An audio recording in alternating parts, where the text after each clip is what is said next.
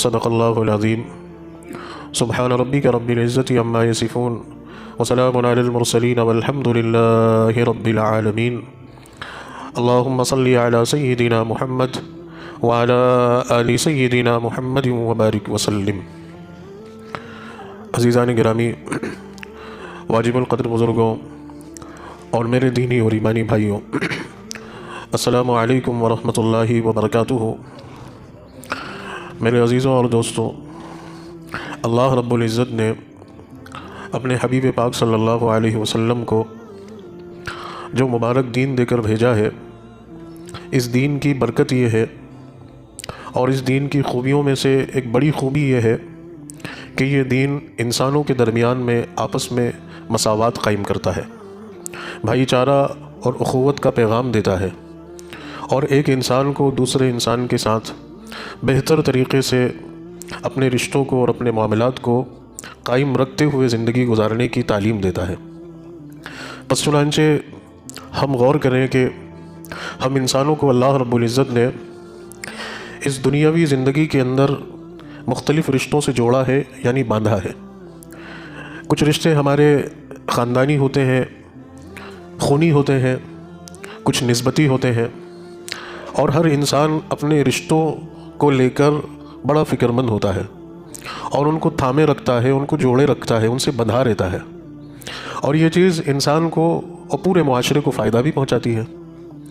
انہی رشتوں کے لحاظ پر انہی رشتوں کو قائم رکھتے ہوئے انسان کبھی کبھی قربانیاں بھی دیتا ہے، سیکریفائی کرتا ہے، کیونکہ رشتہ بچ جائے اور رشتہ قائم رہے۔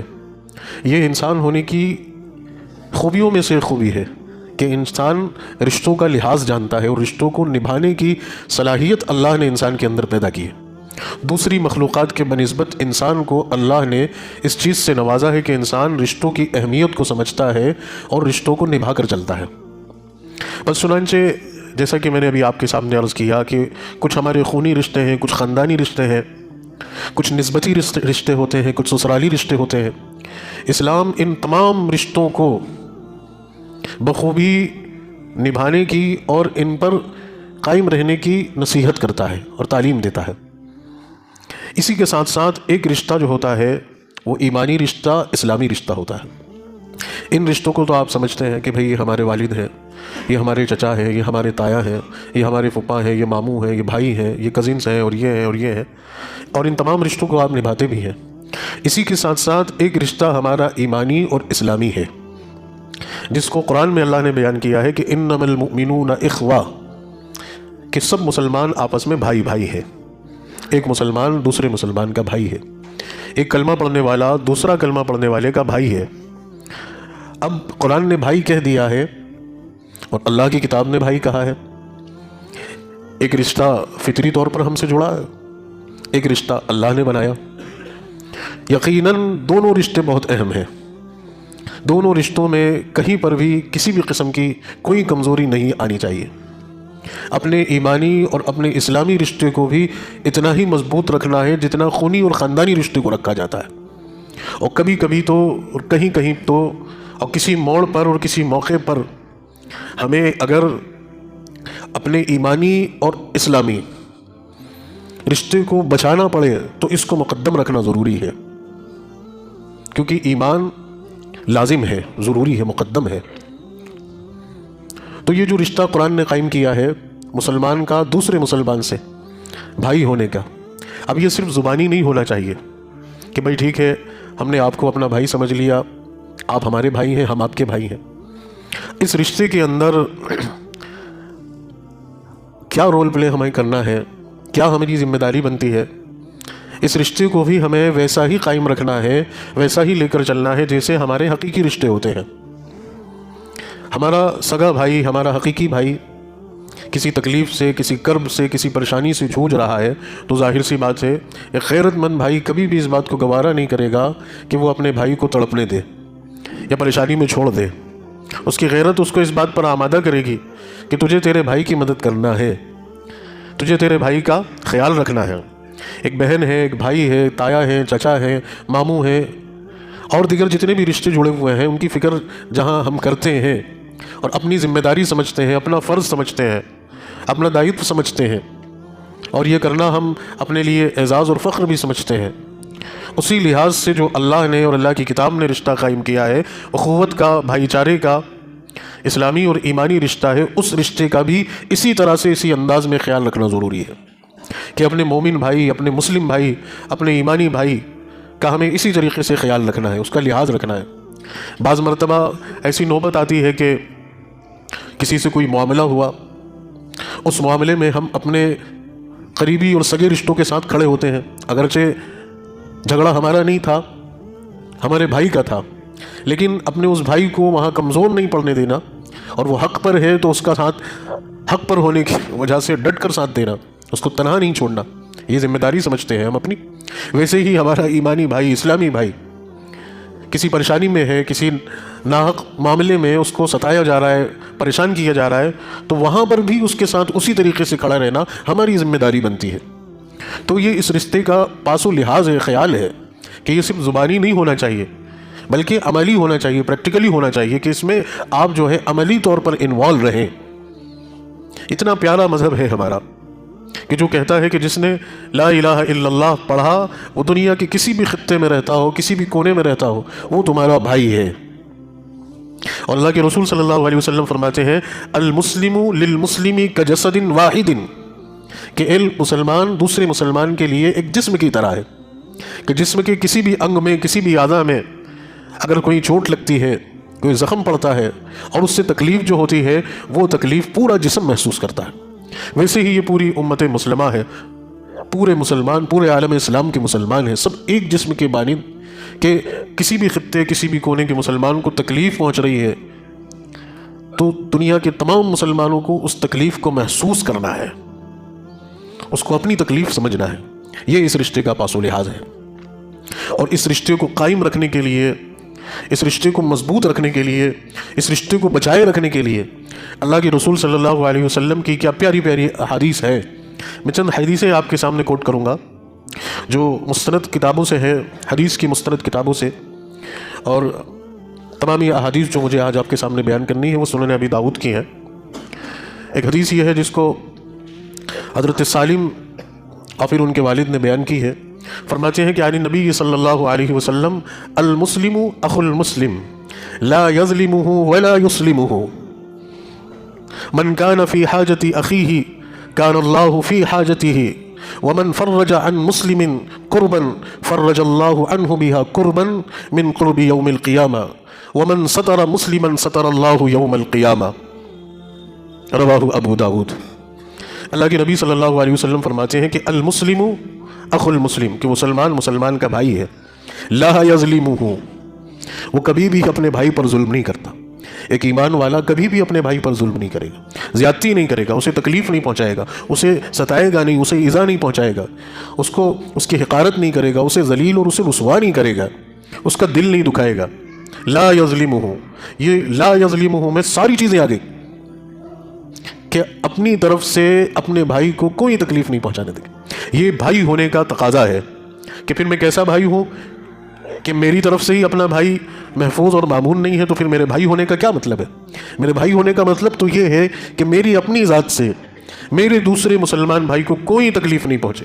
لا یظلمہ، اس کی ذات سے اپنے بھائی کو کوئی تکلیف نہیں پہنچتی، حتیٰ کہ اس کی زبان سے کوئی ایسا لفظ یا کوئی ایسا جملہ بھی نہیں نکلتا ہو جو اس کے بھائی کے لیے گراں گزرے، تکلیف کا سبب بنے۔ لا یظلمہ، یہ رسول اللہ کا فرمان ہے صلی اللہ علیہ وسلم کا، اس پر عمل کرنا ہم سب کے لیے لازم اور ضروری، اس سے پیاری اور اس سے اچھی بات ہوئی نہیں سکتی۔ اس کے آگے فرمایا ولا یسلمہ، ایک تو یہ کہ اپنی ذات سے تکلیف نہیں پہنچانا، اپنی طرف سے پریشان نہیں کرنا، اپنی طرف سے اسے نقصان نہیں پہنچانا۔ ولا یسلمہ، کہ اپنے بھائی کو اگر تکلیف پہنچتی ہے تو وہ اسے اس تکلیف میں چھوڑتا بھی نہیں ہے، کہ بھئی تم جانو، تمہارا تم نپٹو، تمہاری تم پرواہ کرو، تمہارا کام ہے، تم اپنا نپٹو، مجھے اس سے کوئی سروکار، یہ بھی نہیں۔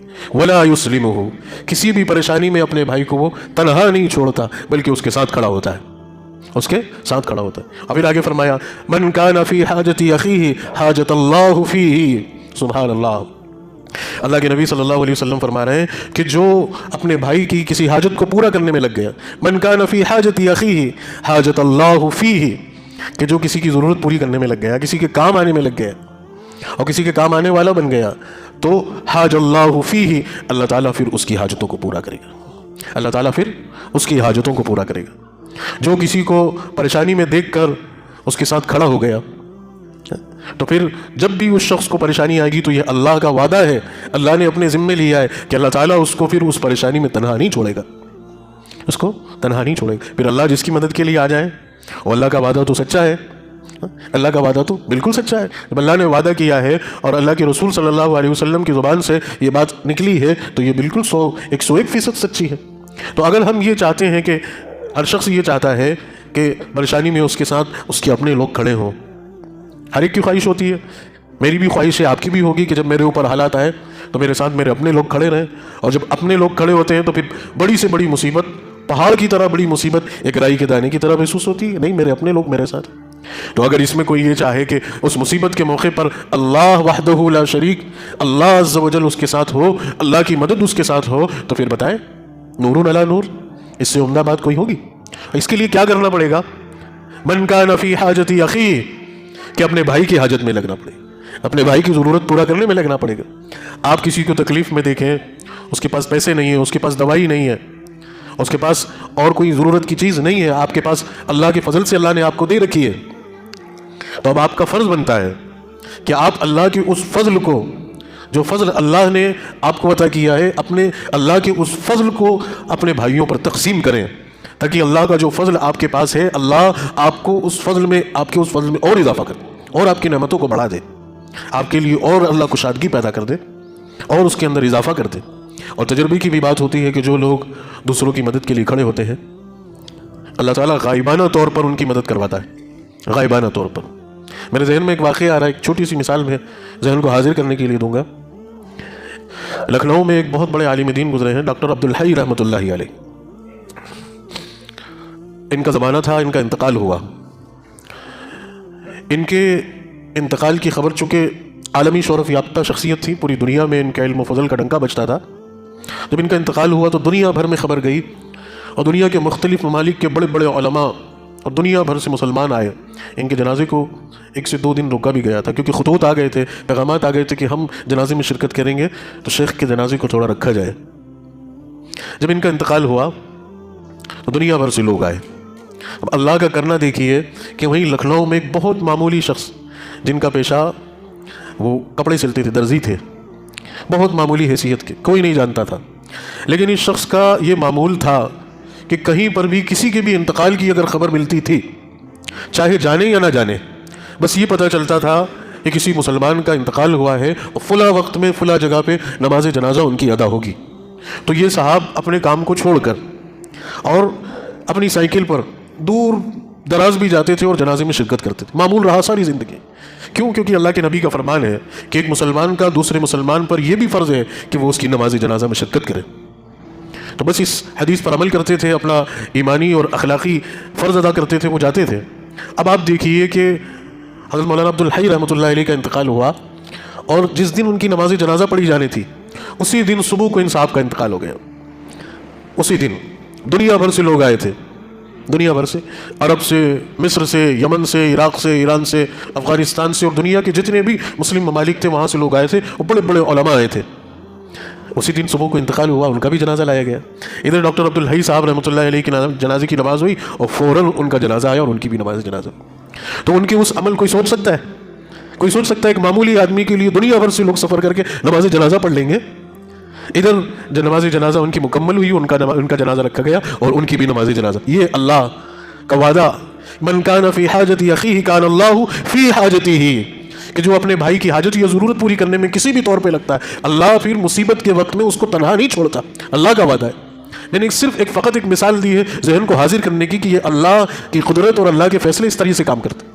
تو رسول اللہ صلی اللہ علیہ وسلم فرمایا، اس کے بعد پھر اللہ کے نبی صلی اللہ علیہ وسلم نے فرمایا، وَمَنْ فَرَّجَ عَنْ مُسْلِمٍ كُرْبَةً فَرَّجَ اللَّهُ عَنْهُ بِهَا كُرْبَةً مِّنْ قُرْبِ يَوْمِ الْقِيَامَةِ، کہ جو کوئی بھی اپنے بھائی کو کسی بھی تکلیف میں دیکھے، اب وہ اس تکلیف کو دور کرنے میں لگ جائے، اگرچہ وہ جانتا ہے کہ میں اس کو نہیں کر سکتا۔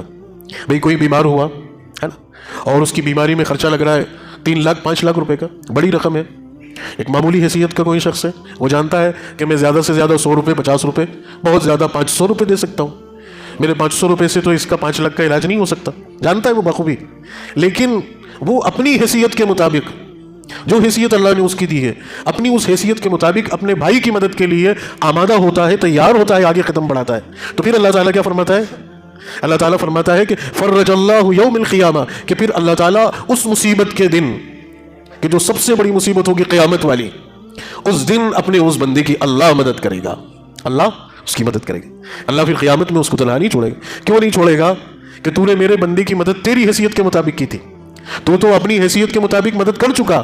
آج تو دیکھے گا میرا مرتبہ، میری شان، کہ آج میں اپنی حیثیت کے مطابق تیری مدد کروں گا.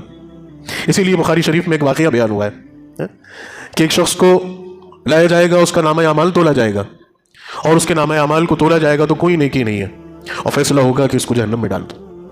بس اس کے فیصلے کا یہ آرڈر ہوگا کہ جہنم میں ڈالو. ایک آواز لگے گی کہ اس کو بخش دیا گیا اور اس کو جنت میں داخل کرو. وہ حیران ہوگا، اور سارے لوگ حیران ہوں گے، وہ خود بذاتی خود حیران ہوگا کہ یہ کیا کرشمہ ہو گیا کہ میرے تو نامہ اعمال میں کچھ نہیں نکلا اور میرا تو جہنم کا فیصلہ بھی ہو گیا، یہ اچانک کیا ہوا کہ میرے لیے جنت کی صدا لگ گئی. اور پوچھے گا اللہ رب العزت سے، اللہ سے پوچھے گا کہ اللہ پاک یہ کیا ہوا، کہ یہ کیسے ہوا کہ میرے لیے جنت کی صدا لگ گئی؟ اللہ فرمائیں گے کہ تیری ایک خادمہ تھی جو تیرے گھر میں کام کرتی تھی، ایک دن اس سے غلطی ہوئی. اب غلطی یہ ہوئی کہ اس سے چراغ ہاتھ سے چھوٹا اور وہ زمین پہ گرا، اور چراغ بھی ٹوٹ گیا اور اس کا تیل بھی سب ضائع ہو گیا. تو وہ اپنی خادمہ کو ڈانٹ سکتا تھا، مار سکتا تھا، کام سے نکال سکتا تھا، اس پہ غصہ ہو سکتا تھا، اس سے ناراض ہو سکتا تھا، اس نے تیرا نقصان کیا تھا، اور اگر تو اس کو ڈانٹتا تو تجھے اس ڈانٹنے پر کوئی تیرا مواخذہ نہیں کرتا، تیری پکڑ نہیں کرتا، تیرا فرض تھا. لیکن تو نے اس کے اوپر رحم کیا، تو نے اس نہتی اور کمزور کے اوپر رحم کیا، اسے بخش دیا، اور تو نے مسکرا کر اس سے کہا کہ کوئی بات نہیں، تو اپنے ذمے کا کام کر چکا تھا، تو اپنے ذمے کا کام کر چکا تھا، اور تو نے میری ایک کمزور، ایک معمولی بندی کو معاف کر دیا تھا. اب مجھے تجھ سے شرم آ رہی ہے کہ تو اتنا رحیم نکلا، تو اتنا معاف کرنے والا نکلا، مجھے تجھ سے شرم آ رہی ہے، میں تجھے سزا کیسے دے سکتا ہوں؟ تو تیرے بس کا کام تھا، تو نے کر دیا، اب یہ میرے بس کا کام ہے کہ میں تجھے بخشتا ہوں اور اس کو معاف کر کے اللہ جنت میں داخل کر دے. تو یہ اللہ کا معاملہ، قیامت کے دن اللہ نہیں چھوڑے گا. آگے اللہ پاک نے فرمایا وَمَن سَتَرَ مُسْلِمًا سَتَرَ اللَّهُ يَوْمَ الْقِيَامَةِ. اللہ کے نبی صلی اللہ علیہ وسلم فرماتے ہیں وَمَن سَتَرَ مُسْلِمًا سَتَرَ اللَّهُ يَوْمَ الْقِيَامَةِ، جس نے اپنے مسلمان بھائی کی پردہ پوشی کی، اس کے عیبوں کو چھپایا، اس کی کمیوں کو ڈھاکا، اللہ تبارک و تعالیٰ قیامت کے دن اس کمیوں کو ڈھاکنے والے کے اللہ اس کے عیبوں کو ڈھاکے گا. آپ اندازہ کیجئے یہ اللہ کے نبی صلی اللہ علیہ وسلم نے کتنی پیاری باتیں اپنی حدیث میں ارشاد فرمائی. یہ ہے ایک مسلمان کہ جس کا ہمارے اوپر یہ فرض بنتا ہے، یہ فرض بنتا ہے، یہ تربیت اللہ کے نبی صلی اللہ علیہ وسلم نے فرمائی. دوسری حدیث ہے جو حضرت ابو درداء رضی اللہ تعالیٰ عنہ نے روایت کی ہے. آپ فرماتے ہیں کہ قال النبی صلی اللہ علیہ وسلم لا يحلكم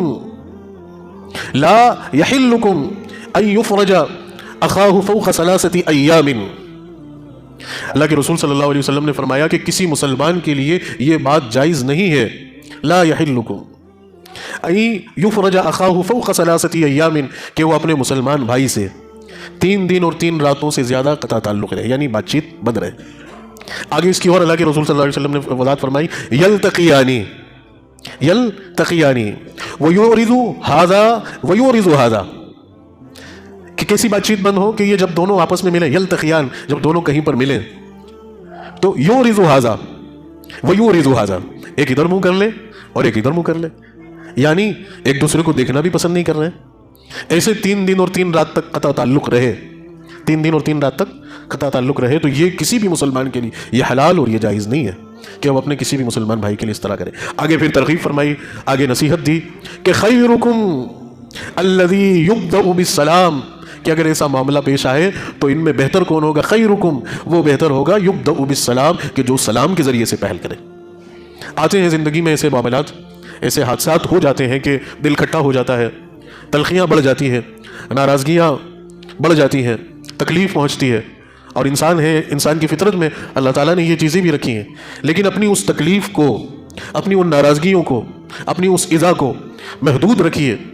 کیا فرمایا؟ 3 دن اور 3 راتوں سے زیادہ یہ عرصہ نہیں گزرنا چاہیے. اتفاقی طور پر مل ہی نہیں رہے ہیں، مہینوں ہو جاتے ہیں کسی سے ملے ہوئے، اب ضروری نہیں کہ اب آپ یہی ڈائری اور پین لے کے بیٹھے رہیں کہ اب دیکھیں کہ 3 دن ہو گئے ان سے بات نہیں ہوئی، ان سے بات نہیں ہوئی، ان سے بات نہیں ہوئی، ان سے بات نہیں ہوئی، وہ نہیں. دل کی قدورت مراد ہے کہ دل کے اندر ایسی قدورت آ گئی، ایسی قدورت آ گئی کہ مل رہے ہیں لیکن منہ پھیر لیا، راستہ بدل لیا، سلام تک نہیں کر رہے. کیا فرمایا؟ خیرکم الذی یبدأ بالسلام، بہتر وہ ہوگا کہ جو سلام کے ذریعے سے پہلے. بتائیں اس سے پیارا اور اس سے بہتر دین ہے کوئی؟ ایسی تربیت اللہ کے رسول صلی اللہ علیہ وسلم فرما رہے ہیں، ایسی پیاری پیاری احادیث اللہ کے نبی صلی اللہ علیہ وسلم نے فرمائی. اس کے بعد اگلی جو روایت ہے اس کو حضرت ابو ایوب انصاری رضی اللہ تعالیٰ عنہ نے بیان کی ہے.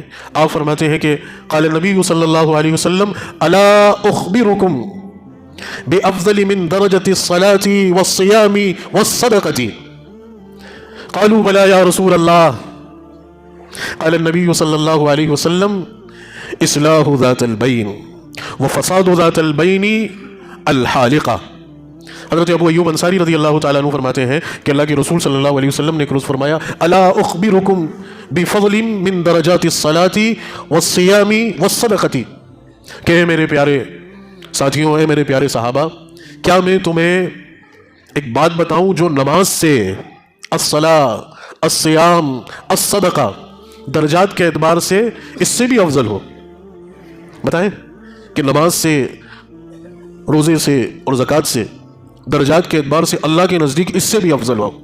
اخبرکم، اللہ کے رسول فرمانے میں تمہیں خبر دوں، تمہیں بتاؤں؟ صحابہ کرام قالوا بلا یا رسول اللہ، ضرور اللہ کے رسول، ضرور بتائیں. اللہ کے رسول صلی اللہ علیہ وسلم نے فرمایا اصلاح ذات البین، تمہارا آپس میں معاملات کو درست رکھنا، معاملات کو درست رکھ. اصلاح ذات البین، تمہارے آپس میں تعلقات بہتر ہوں. پھر آگے فرمایا وفساد ذات البین الحالقہ، تمہارے آپس میں معاملات کا درست نہیں رہنا یہ دین کو مٹا دینے والا عمل ہے.